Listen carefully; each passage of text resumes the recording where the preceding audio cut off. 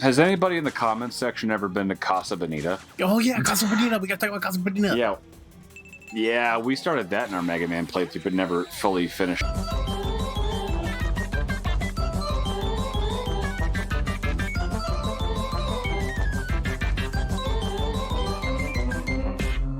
Shit, because Ethan blasted through that game handily. Like the diarrhea easily. I had today. Ethan blasted through it like a diarrhea. Blasted through it like the diarrhea that Mikey had. And then Fast 2 after. Yeah, I'm sorry. Ew, dude. That is gross. I apologize. What?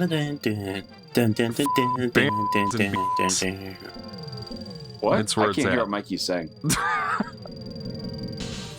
So apparently in the new Sorry. Sonic Racing game, when you do Sonic Unleashed levels, when you finish, it does that song at the end. Oh, the World Adventure? Yeah, the Mission Complete song. Whoa. What is this guy doing? Chip. What's wrong, buddy? Huh? Oh, Ew. right. I'm just scared. You're just looking at his face and you're like, ew. He's like Tails. He's like Tails Light.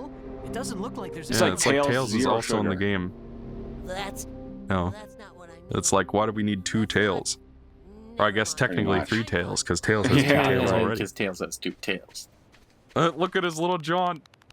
That's kind of And funny. why does he walk? He can fly 10 times faster. Why doesn't It's he like- just fly? Why does he walk when he has his tiny Vern Troyer legs?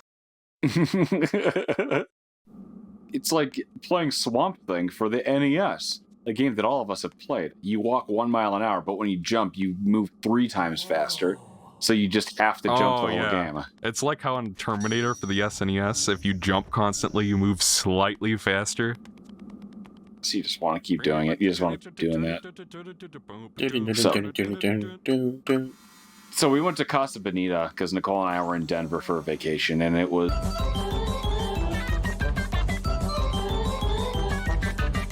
the best vacation ever. Any of our fans who live in Colorado, I am jealous. That state was fucking gorgeous. Loved it. We went hiking. We hung around the city.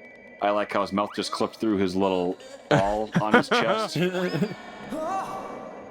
you kidding me with that shit? That Those was an actual fucking sound cutscene. effects. I welcome. Hanna-Barbera Oh, Mikey sounds. turned that into a fart behind him. Never mind. It looked like one, but it didn't. It ended up looking like He's it. talking to a giant fart right now. If you want to, go ahead, but And Mikey I edited listened to that that one. looping fart sound the entire time that thing's on screen. The real fart was inside me the whole time.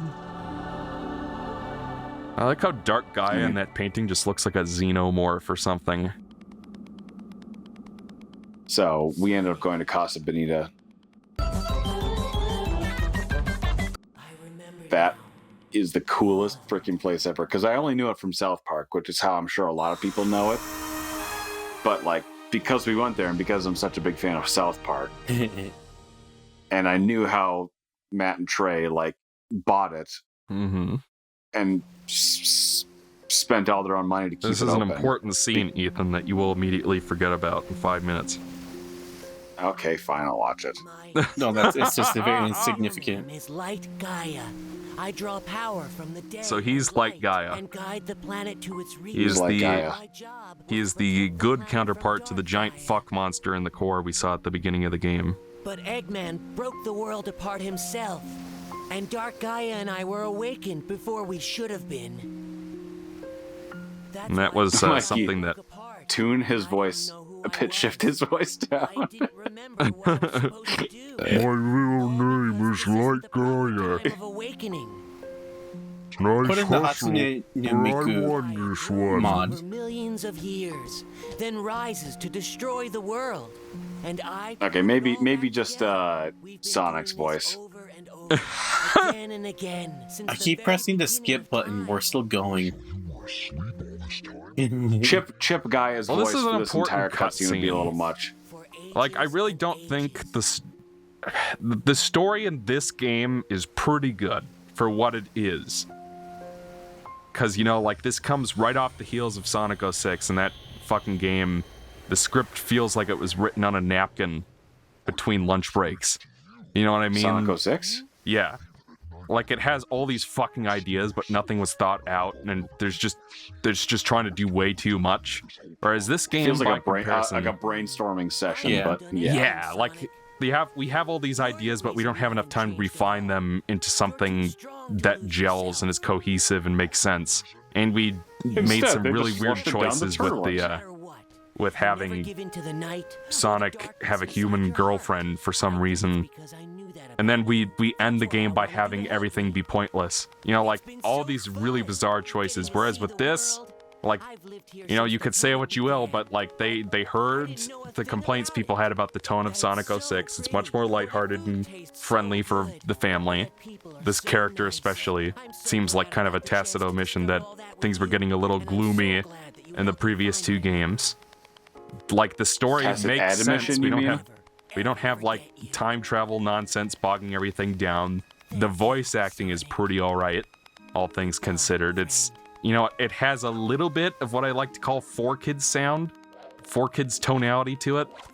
Cause, you know, like how when you're watching something like Dora the Explorer or Bear on the Big Blue House, and they talk like this to appeal to the kids. You know, like, there's like a certain tonality you put on when you're talking to really little kids. I might lose the race. Exactly, yeah. That's what I like to call 4Kids tone.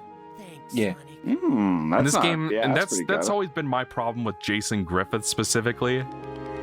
Because, like, I like to clown on him on the podcast a lot. He's wearing golf cleats. I never noticed that until just now. He's probably a fine voice actor. He was a pretty good Shadow, but his Sonic voice has always been pretty grating to me. Because he goes full Barney. He goes full Dora the Explorer in all of his performances. And he's just like, wow, looks like I've got to go find all of the Chaos Emeralds. And he, like, over-enunciates every word. Helmet. Thanks. Exactly. Yeah. And, like, that was for a joke, but he's like... And I don't know whether to blame that on the voice director, if they're like, Jason, you need to over-enunciate every word when you play Sonic, but to me, it's like nails on a chalkboard. But even he is pretty alright in this game compared to some of the earlier ones. Like, all the characters had, like, the blandest, most unremarkable performances in Sonic 06, and at least in this game, you know, like, the same guy who plays Testicles is playing Professor Pickle, and he's alright in this game. He was actually one of the better performances in that game.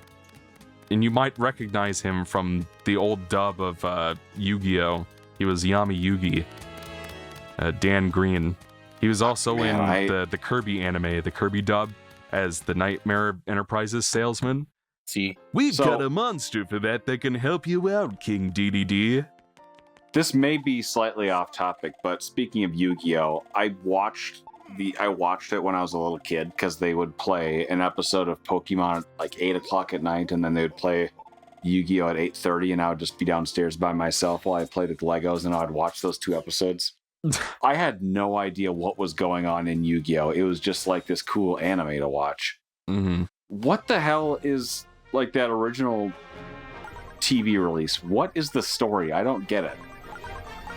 all right, so I think the premise is Yu-Gi-Oh, there's like an ancient pharaoh.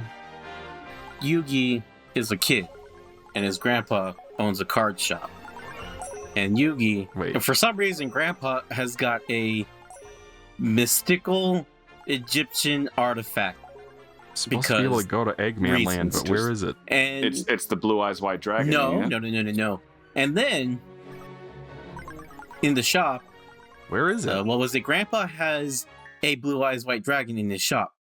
Seto Kaiba comes in because, you know, he wants all the Blue Eyes White Dragon cards he can, offers to buy it, and Gramps says, nah. And then Kaiba fucks up the grandpa and then takes the Blue Eyes White Dragon. He rips his card in half, doesn't he? Oh yeah, that's right. He didn't want more Blue Eyes out there. Because there's only 4 of them in the And he world, wanted and the Kaiba 3, has yeah. all 3 of them. And Kaiba is a super And rich billionaire, owner of basically everything. Oh, that's right. I have to talk to Tails. Okay. But who the fuck is making these cards, and why are there only 4 Blue Eyes White Dragons? And how come you only need 3 of them to make Blue Eyes Ultimate Dragon? See, you're already thinking too much. So, Yugi gets the necklace, he puts it all together, and then the pharaoh who helped create monster cards. Here we go! So they fight Kaiba, and then they win with Exodia, and then they go on a tournament because Gramps gets his soul what's put going into on a with his TV. face? You guys see that? Tails' No, face what was happened? fucked up for a frame or two there. Oh. Make that the thumbnail of this episode. Gramps' soul gets put in the TV, I think, because of Pegasus, and Pegasus is It's mean. put into the Like he TV. edited Gramps' picture every time he says Gramps. I know. I know. And then- Except edit Gramps' face on top of Gramps. And then freaking Pegasus hosts a entire tournament on his island to win something, and Yugi has to go there in order to save his grandpa, because if he wins, then he saves him. Kaiba is on the run because he's disgraced for some reason, and he's trying to get... after that first arc, because they used to only be able to battle on those gigantic fields. Yes. But after that is when they got the wrist piece, so you could battle wherever. Seto Kaiba's company Is then that right? creates Is that those. right? Yeah, it creates those dual discs, is what they're called, and then Dual he discs. creates another tournament where it's Dual City, and that's where they get, because now anybody could go up to each other and they all will have a battle in Dual City, and it's like a weird little tournament slash what's that, death game kind of thing. What's that, a death game? Like eliminate people and try to win as much as you can. PUBG. Yeah. And then, literally, and then Kaiba is running it all because Kaiba's Kaiba. He's funny as hell. And then more weird Pharaoh stuff. There's another dude who's good, but also his other half, like Yugi, is evil. We need to have a transcript of what Alonzo's description I'm is. really trying to remember as much as I can. And most of this is also from what the Nick Yugi-Oh! described Bridge it as series. is the Pharaoh was like the king of games or something. And so Yeah, he he was was the king of basically cards. like a trickster type who likes to play games. Isn't he the just dude for with the fun. white hair And the red jacket? No, that's Yama Yugi. Pegasus. Pegasus. Yeah. Okay. And then apparently Kaiba is a reincarnation of the Pharaoh's biggest rival.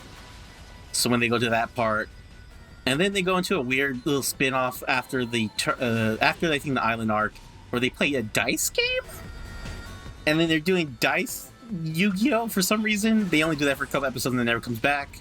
And then they go into then they do an SAO thing where they're in the video game, so you die in the game, you die in real life. Weird thing.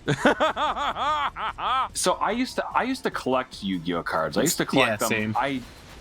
I tried to play the game a couple of times with some friends, but we could never figure it out. I just collected the cards because I thought they were cool. I never played the game more than like It's just a like couple of nobody times. actually knows how to play Pokemon TCG.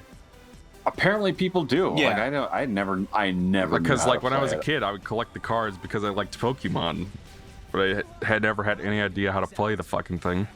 Yeah, and that was the same thing with me and the Yu-Gi-Oh cards, because the card decks were like $4.50 a pack, but they only came with 9 fucking cards. Those are some But expensive I remember pieces of cardboard. Exactly. I remember getting some pretty cool ones, but I remember when the Egyptian god cards were a thing, and they were like this mythical thing to me that I had no idea how you're even supposed to obtain these things, but they were rare, so I wanted them. So I remember that was like my first days of using eBay was to go online and like buy them, but apparently they weren't actually real official cards. So I bought them, and they were like bootlegs. Like I remember buying oh man, I wish I still had them because I loved having those cards just to look at them. Yeah. But like the backside of it was like yellow. I remember I bought a few bootleg cards, but I was like, oh my god, it's a real card, and my friends are gonna think I'm so cool. Yeah. But like the obelisk, I remember getting the obelisk card, and the backside of it was blue and had no Yu-Gi-Oh logo on it. Yeah, you get the fake ones. Yeah. So, could you actually get them? Yeah, you can buy them online or separate, but then that's where the secondhand market / the trader markets came in, and it's now the weird Pokemon market.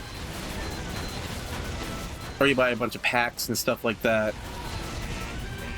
Man, I really wish I knew where those damn cards were now, because they were like such bootlegs, but because they were different and they had like the backside was yellow, red, and blue Uh-huh. instead of like the regular, orangish fire color.